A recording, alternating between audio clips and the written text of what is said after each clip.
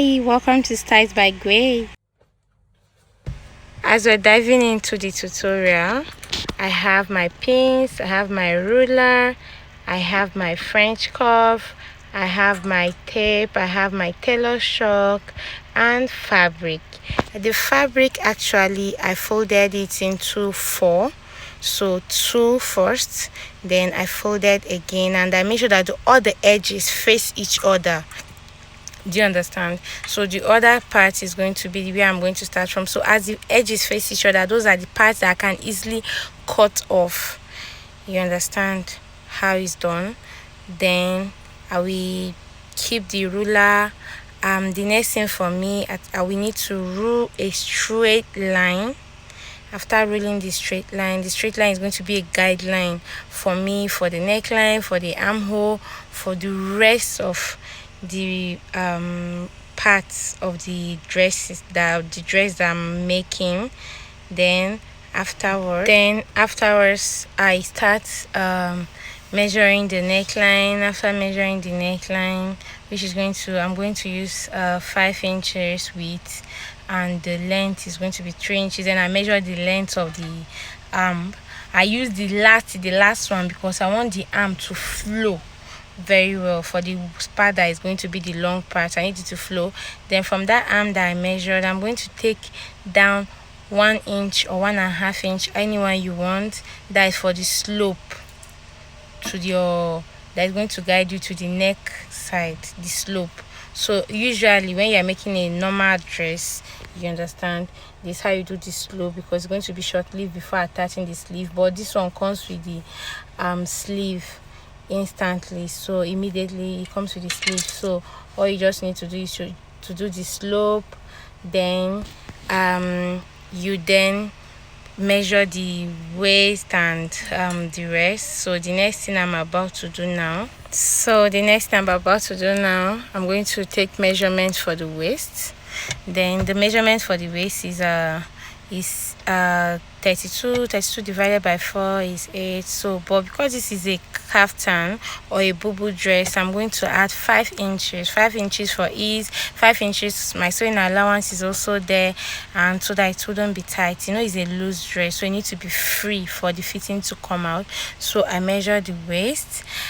This waist, because I'm always very careful with my measurements, so you still get to see in other parts of the videos where I'm going to still measure it over and over again. So when I'm done with the waist, then I go to the arm. I need to go to the arm depth of the arm. So I'm trying to take measurement for that. So the arm depth I'm going to use 8. So I will place my 8 from, remember the slant I made from the neckline to the last length of the arm. So that's what I'm trying to work on now. I'm going to place the 8 on it. So while I place the 8 on it, then the next thing is going to be 8 now. I'm measuring the 8. So the next thing, I'm going to still have a slant underneath it, because it doesn't need to be straight, it needs to be curved. That's how I want it. So I'm going to minus, maybe you can use 1 inch, you can use 1.5 inch, any one that works for you is all right, and they are all accurate depending on what you want and depending on what your client wants. So I'm going to minus 1 inch from, or after the 8 I marked as my arm width measurement. So from there I'm going to slant it. Did you notice that? I'm going to slant it. Then after slanting this, then I adjust it and make sure that everything is well kept and is well done. I still go back to my waist. I just need to be sure that every measurement is accurate. I'm this kind of person that I take measurement more than 3-4 times. I don't want to have any stories involved, when it comes to someone's fabric. So I need to be 100%. So I'll still come measure it again and be sure that why me doing it the first time, I didn't have any lapses, I didn't make any mistake. So I will measure it. So right from this place I measure it now. Then I've measured. Okay, you can notice I'm adding another the 5 inches I told you about. I added the 8, so now I'm adding the 5 inches just for you. You can actually add 7, you can actually add 4, but I think 4 should be the least you should add because of the distance. Then I'm going to have a curve from underneath. That place I had a slant on the arm. I'm going to have a curve that's going to come on that place where the waist is. It's going to stop on that place where the waist is, because you know the bubu is kind of curved. It's a cow bubu. One hand is a cow bubu. So I'm going to have a curve so that cow design can come out perfectly. So that's what I'm trying to do. Normally I would have used a hip curve to do that, to like do it directly, because hip curves are always longer than these French curves, but I don't have a hip curve. So because I always use my French curve for the hips and every other thing, like I told you in the introduction video, so it's what I'm basically using, and I'm going to still get it perfectly. So after this is what I'm basically doing now. So while trying to cover out my cow, I'm still doing, and like I said, still taking measurements. So I'm trying to take measurements from the waistline to the length of the dress. Sorry, the camera couldn't show the length of the dress. Don't worry, we still go to more bigger space and you get the full same, but it's basically the same thing. I take the measurement of the waist, I still take it down. I just transfer the measurement from the waist, I transfer it down to the length of the dress. So I'm drawing a straight line from this thing to match the two lengths.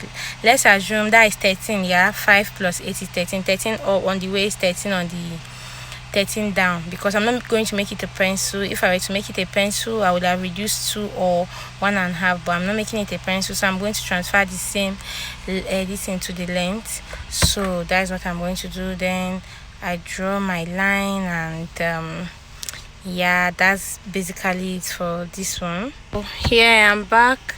I still need to make sure that line is visible, because when I'm cutting, I don't want to make any mistake. You know, as I'm cutting directly on the fabric, I need to make sure that my chalk gives me a visible line. And this is more like after doing the cow curve, this is going to give you the waist like directly above the waist. This is a very sharp curve that I'm trying to connect with the cow that I made, so that to give the dress its perfect fitting, and the styles comes out perfectly. So that is what I'm basically doing and trying to get. Like I told you from the beginning, working on this fabric, it wasn't easy for me at all. I have to do a lot of holding, a lot of pin holding and all that. So here I'm done. I'm about to cut it out. You know, a one-sided cow kaftan or bubu, but first, before doing the one-sided parts, I need to cut out the first part. So I'm going to cut it out. I seen the curves I made from the first time. Yeah, so I'm taking it directly. I guess you can see it now, the line I told you I was trying to make visible. I will then cut it go to the underneath part, and then I'm heading towards the waist. Just as the cutting is going, then I'll go cut the waist parts, and I will go down straight down. So that is basically it for the cutting. Afterwards, I open it up, then I start from the neckline. So I am going to draw the neckline now. I'm going to measure it. What I'm going to use is a 12. If your customer or you have a broader shoulder, you can use just to get the shoulder, actually the one-sided shoulder, so you can use 13, 14. But for me and my customer has a broader shoulder than me, so I was using 12.5 for her. So after measuring it, I'm trying to curve it with my French curve.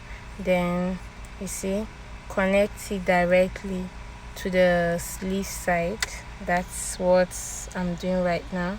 So I'm going to mark it and trace it out, then I will cut it afterwards.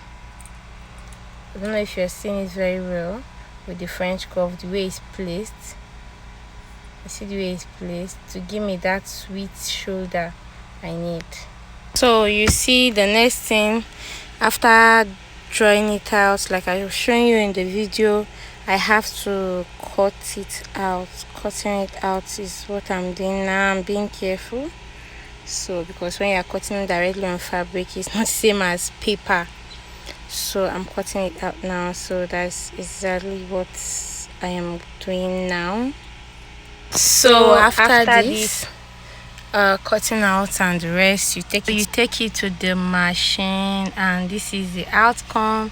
It's looking too lovely. It gives you the rich auntie vibe, so you can wear it to the parties, can wear it to your casual meetings, can wear it to your outings, anywhere. I actually made a scarf with some of the piece that's remaining. So this is it. So don't forget to subscribe, like, turn on your notification button, and follow me for